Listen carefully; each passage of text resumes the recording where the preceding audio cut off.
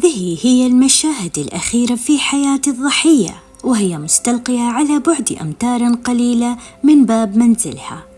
مرحبا، أنا كيت، وقصة اليوم عن الفتاة الصينية الشابة التي فقدت حياتها بوحشية بسبب تافه جدا.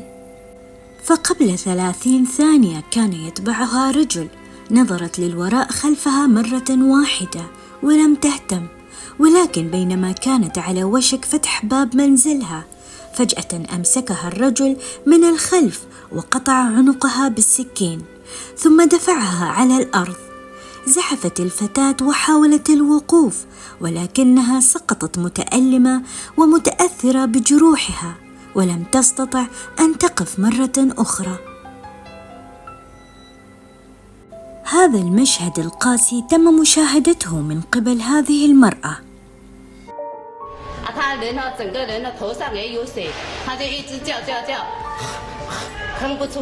بحسب أقوال هذه المرأة، فالمشهد كان مرعبا للغاية في ذلك الوقت بغزارة، وكان الزقاق بأكمله. كانت الضحية ملقاة على الأرض وميتة. الضحية كانت في بداية العشرينات من عمرها. أخرى على جسدها.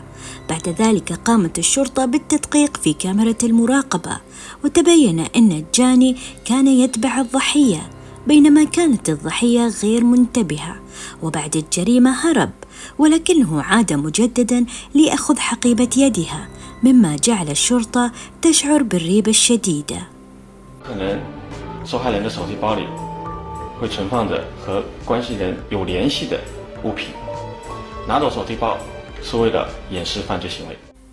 تعتقد الشرطة أن سرقة حقيبة الضحية ربما تكون مزيفة، وذلك لترك مدينة شيشي مع زوجها لي قبل 6 أشهر، وكانت تعمل في مطعم كنادلة.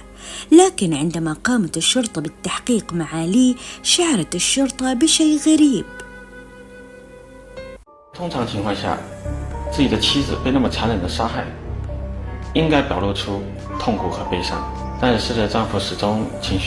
كان يتشاجران في كثير من الأحيان، فتعتقد والدة تو أن لي كان لديه دافع لقتلها.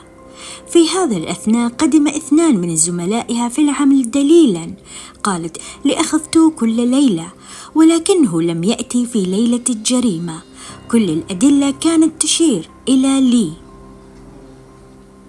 استدعت الشرطة لي مرة أخرى للتحقيق، وظل لي هادئا كالعادة.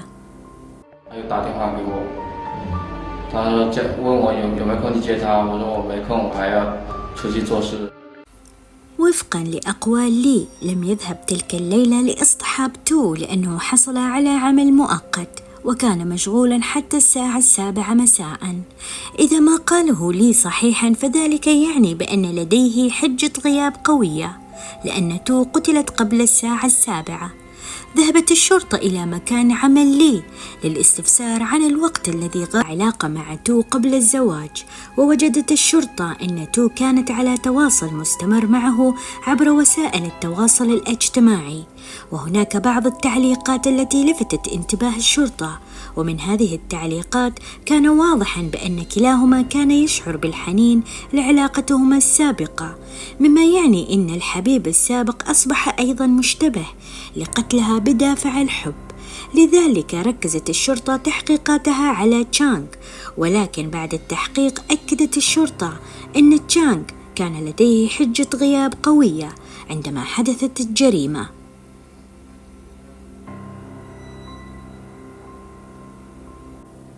أخيرا تلقت الشرطة أدلة مفيدة أبلغ عنها شخص ما تم العثور على حقه وهو يغادر على دراجة، ومن خلال رقم اللوحة اتصلت الشرطة بسائق الدراجة.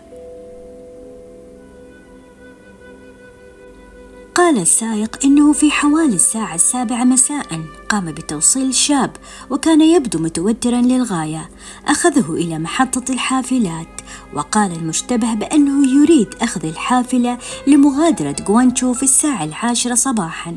لاحظت الشرطة بأن لي مينغ كان من قرية صغيرة، اختار العمل في مدينة كبيرة على أمل كسب المزيد من المال، ولكن راتبه الشهري لم يكن كافيا، وهذا ما جعله يشعر بالسوء. 一个月2000块钱，但是以后老了呢，还是一直这样活下去有什么意义？ لم يختر العمل بجد، لكنه بدلا عن ذلك أراد أن يسلك طرقا مختصرة.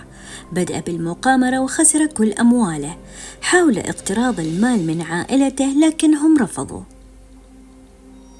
找他们借钱，然后他们也不借，我感觉一个人活得也没意思。 شعر باليأس والفشل وفكر في إنهاء حياته، وقرر القفز في البحر، ولكن عندما وصل للشاطئ لم يكن لديه الشجاعة للقفز. ثم بدأ بالتجول في المدينة. 他身上也没钱了，没办法了，我只知道应该弄点钱。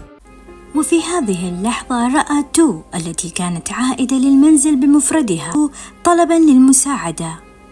他叫了，然后我害怕，然后就割了一下。 بعد الجريمة كان متوترا للغاية وهرب من المكان، ولكنه تذكر أنه أتى إليها لسرقة المال، فعاد مجددا وسحب الحقيبة من ذراعه. فقدت هذه الفتاة الشابة والجميلة حياتها على عتبة باب منزلها من أجل بعض المال الموجود في حقيبتها، وذلك بسبب جشع القاتل.